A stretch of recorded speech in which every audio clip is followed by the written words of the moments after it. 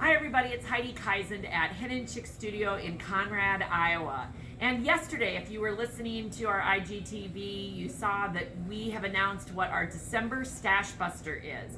We do a Stash Buster challenge every single month where you can come into the store and get the pattern for free. And I am so sorry that if you do not live in the Conrad, Iowa area, I do not have an option that's online for this particular challenge, but we know you have a ton of stash and are trying to figure out how to use it up. And so this challenge that we do every single month is that you come in and get the free pattern, and then if you make the top by the 15th of the next month, you get two things. You get one, a very important title of Stash Queen, and the second thing is 40% off one item. So it's a great way to have your eye on a kit, or maybe you need to buy a big piece of backing fabric and you want that 40% off.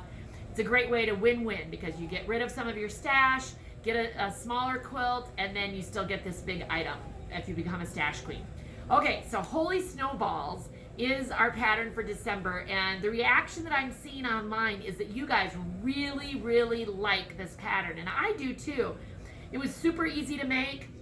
We showed you yesterday that there were 3 different sizes of blocks, a small, a medium, and a large. So I have my top all together now. I can show you here a little bit better, and there'll be a photo and stuff that you can see it. Now the pattern itself calls for 3 borders, and I'm a little puzzled by this, and so I'm thinking I need your help.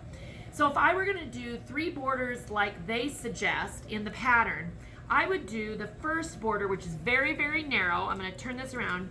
I would do a very, very narrow border of the background fabric that we're using so that it has this frame, creates a frame around.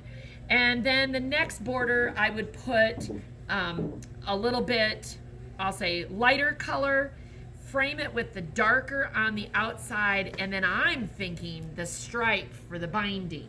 Okay, so that is option number 1. So 3 borders and the binding. But then part of me says, oh, there's so much going on in the quilt. Do I really need 3 borders? I definitely think this border is a must, right? And because I think that's gonna frame it nicely.